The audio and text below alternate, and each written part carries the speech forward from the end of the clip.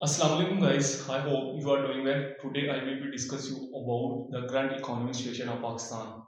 इस व्लॉग में मैं आपके साथ ये शेयर करूंगा कि क्या पाकिस्तान वाकई डिफॉल्ट कर रहा है। आपने बहुत सुना होगा कि पाकिस्तान जो है डिफॉल्ट कर रहा है। क्या वो पाकिस्तान वाकई डिफॉल्ट कर रहा है?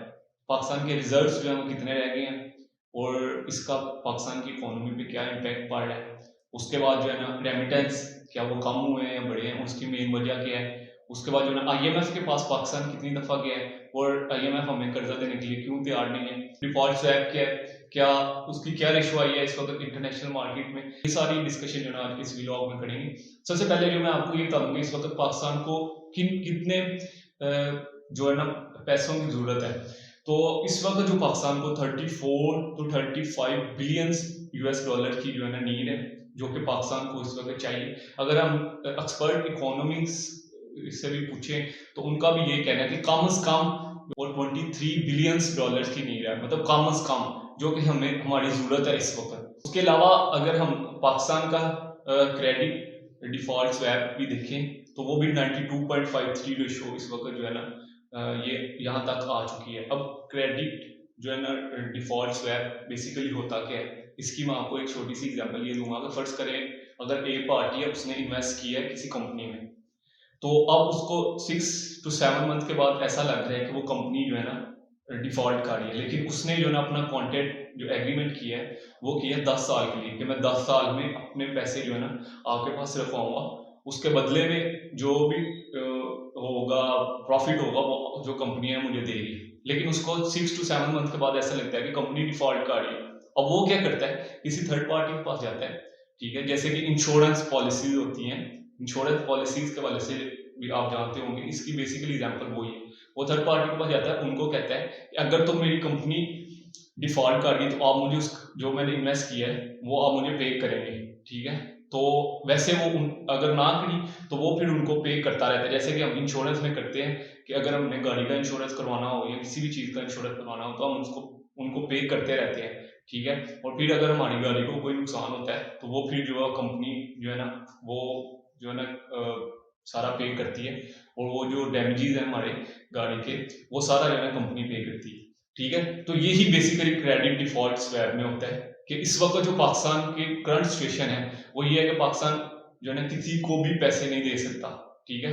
वो 92.53% तक पहुंच चुका है जो है ना क्रेडिट डिफॉल्ट स्वैप, ठीक है। उसके बाद जो हमारे रिजर्व्स है, रिजर्व्स की बात करें तो पाकिस्तान की जो टोटल रिजर्व रह चुकी है वो 6.867 जो है ना बिलियन जो है ना रह चुके हैं, ठीक है, जो कि बहुत ही कम है, ठीक है। बहुत कम से समझ लेंगे तकरीबन ना होने के बराबर है। मिनिमम जो आपके रिजर्व होने चाहिए वो 8 to 9 बिलियन होने चाहिए, ठीक है। तो हम हमारे उससे भी नीचे आ चुके हैं। और बेसिकली अगर हम अपने रिजर्व देखें भी तो इसमें 3 बिलियन जो है वो सोबिया के और 2.3 बिलियन जो है ना वो चाइना के हैं, ठीक है। और IMF ने जो अभी हमें 1.2 बिलियन दिए थे। तो इस तरह हमारे मिला के जो है रिजर्व बनते हैं। अब रिजर्व होते क्या है, रिजर्व ये है कि पाकिस्तान की पास जितना भी पैसा है उसके मुताबिक जो है ना वो अपने रिजर्व सेट करती है, जिससे वो इम्पोर्ट और एक्सपोर्ट करती है। पहले जो रिजर्व सेट होते थे वो होते थे gold, in the form of gold, ठीक है।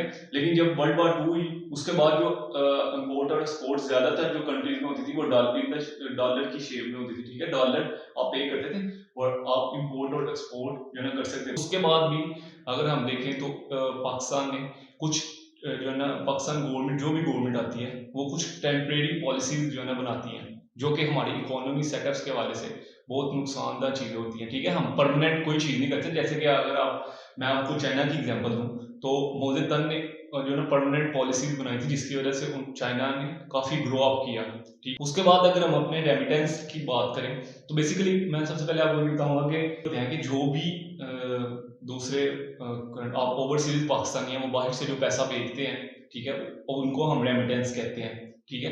तो उसमें भी जो है ना इस साल कमी देखने में आई है। वो 15 to 16% इस साल ह्यूज अमाउंट 15 to 60% जो है ना कमी देखने में आई।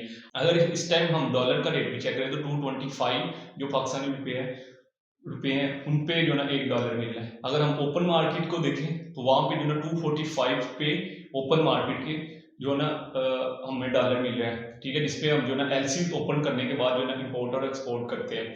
तो इसकी भी जो है ना मेन वजह यही है, क्योंकि आपको पता है कि जो लास्ट टाइम तो पाकिस्तान की करेंसीज की जो नीचे आने की मेन वजह ही ये है कि चूँकि हमारी एक्सपोर्ट इतनी ज़्यादा नहीं है जितनी कि हम जो है ना इम्पोर्ट करते हैं, ठीक है। तो लास्ट टाइम भी जो है ना हमारे फाइनेंस मिनिस्टर उन्होंने कहा था कि हम जो है ना डॉलर को 180 टू 200 तक जो है ना लेके आएंगे, ठीक है। जिसकी वजह से जो है ना बाहर से जो लोग थे, क्योंकि जैसे अब अगर आपको पता है कि बाहर से अगर कोई लोग $100 बेचता है पाकिस्तान में, तो अब उसकी जो प्राइस है वो 225 230 है, ठीक है। और जैसे ही वो नीचे आ जाएगी तो फिर उसकी जो है ना वैल्यू वो कम हो जाती है, जिसकी वजह से जो है ना पाकिस्तान की जो रेमिटेंस है इसमें भी बहुत सा ये कह सकते हैं कि आप कि इस ये भी एक बहुत बड़ी वजह थी कि वो रेमिटेंस जो है ना कम हुए हैं। अगर हमारा इस वक्त का जो करंट डेफिसिट को चेक किया जाए तो वो 63 ट्रिलियंस है, ठीक है। 63 ट्रिलियंस जो है ना हमने अपना कर्जे जो है ना वो उतारने हैं, ठीक है। तो बेसिकली जो मेन वजह क्या है, पाकिस्तान ने जो है ना काफ़ी मीटिंग्स की IMF से, और IMF कर्जा देने के लिए तैयार क्यों नहीं है, और क्या वजह है कि दूसरे ममालिक जो हमारे जो जिनके साथ हमारे अच्छे ताल्लुकात है वो भी हमें कर्जा देने के लिए क्यों तैयार नहीं है। बेसिकली जो है ना, जैसे IMF आपको कर्जा देगा ना, तो दूसरे ममालिक भी उसी को, जब IMF की आप शराइत पूरी करेंगे, अब IMF की जो 9th रिव्यू मीटिंग हुई है, तो फिजिकल डेफिसिट है, मतलब कि जो हमने कर्जा उतारना है वो IMF ने कहा था कि पर ईयर जो है ना आपने 100 जो है ना बिलियंस जो है ना आपने कर्जा उतारना है, ठीक है। लेकिन चूंकि पाकिस्तान के कुछ इकोनॉमिक सिचुएशन ऐसी थी कि उन्होंने जो है ना उनकी जो IMF की शराइत है उसको पूरा नहीं किया, जिसकी वजह से जो है ना मुसलसल IMF के साथ राब्ते होने के बावजूद भी वो हमें जो है ना नहीं दे रहे कर्जा, और उसके बाद जो है हमारे दोस्त ममालिक भी जो है ना वो भी हमें कर्जा देने के लिए तैयार नहीं है। अब इन सारी चीज़ों का हल क्या है, वो ये है कि आपको जैसे कि पता ही है कि लास्ट 6 to 7th मंथ में जो पाकिस्तान में एक्सट्रीम लेवल पे पोलराइजेशन है, ठीक है।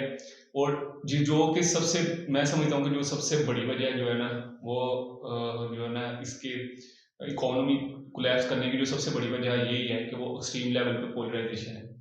सबसे पहले जो, अगर पाकिस्तान को स्टेबिलिटी चाहिए, इकोनॉमी स्टेबिलिटी चाहिए, तो वो ये है कि हमें अपनी जो ना पॉलिटिकल सेटअप्स को बेहतर करना पड़ेगा, ठीक है। जो हमारे पॉलिटिकल सेटअप्स हैं वो अगर बेहतर हों, हमारी जो गवर्नमेंट है वो स्टेबल हो, ठीक है, तो जितने भी इन्वेस्टर्स हैं वो आएंगे, उनका इत्मीनान बहाल होगा, और फिर जो है ना हमारी जो इंपोर्ट और एक्सपोर्ट जो है ना वो पहले जैसी होगी, ठीक है। तो ये सबसे जो बड़ी वजह होती है किसी भी इकोनॉमिक कोलैप्स की, वो ये है पॉलिटिकल स्टेबिलिटी, ठीक है। पॉलिटिकल स्टेबिलिटी भी एक जो है ना बहुत इंपॉर्टेंट रोल प्ले करती है इकोनॉमिक सेटअप्स के हवाले। जल्द मिलता है अगली वीडियो में, तब तक दो में रखिएगा। अल्लाह हाफिज़।